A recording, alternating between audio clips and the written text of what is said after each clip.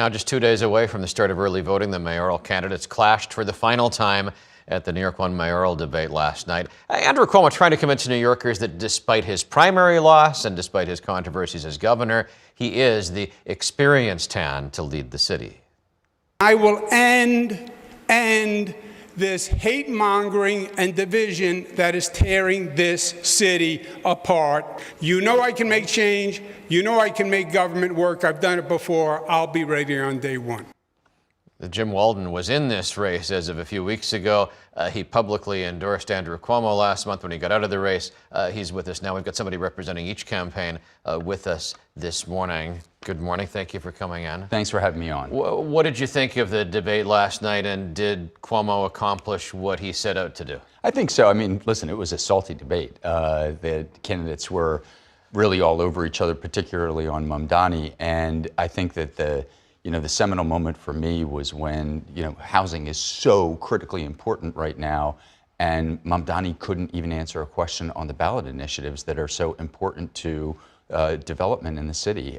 That really, to me, highlighted his inexperience, and I think Cuomo got the message across both with what he's done as governor, despite all of his scandals, and how little Mamdani's done. I mean, that line about Mamdani never having introduced a bill to deal with any of the problems that he's trying to address in his mayoral campaign, I thought that was going to resonate, especially with undecided voters. Mamdani has been so disciplined with his key messages, whether on buses, whether on childcare, whether on freezing the rent. But you're right, there was some vulnerability there when the moderators forced him to get into some of the other issues and he didn't take a position. And you can tell he's so uncomfortable. I mean, there really are two Mamdanis. There's the Mamdani on the campaign trail that's hugging people and shaking hands. And then there's these moments where his inexperience is just written all over his face. And I think that was quite a moment during the debate.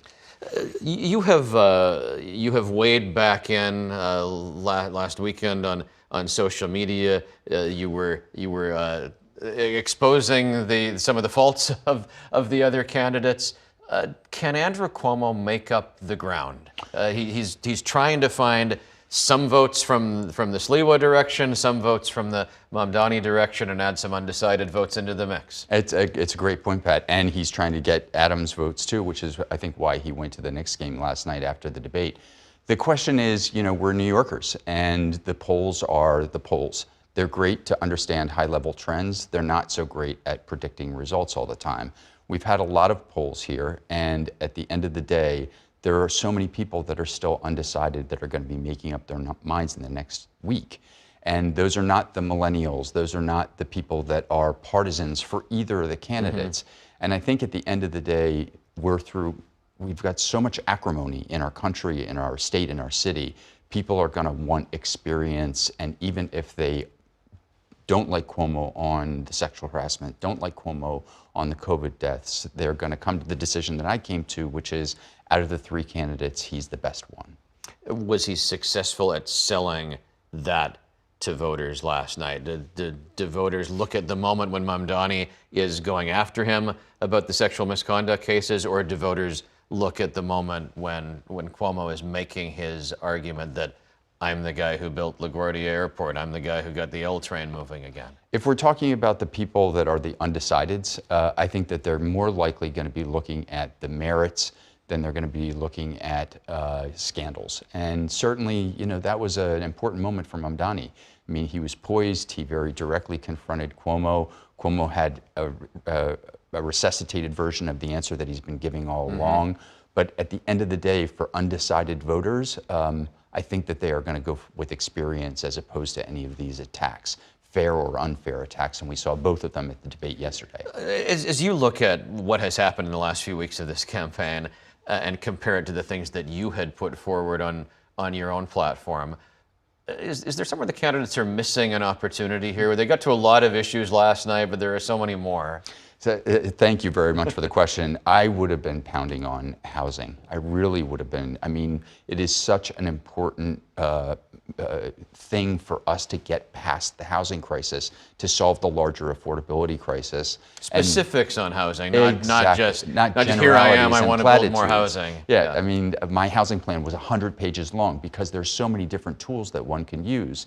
And that's where Cuomo's experience, I think, is really going to come into play, because he's built big things, he's done big things.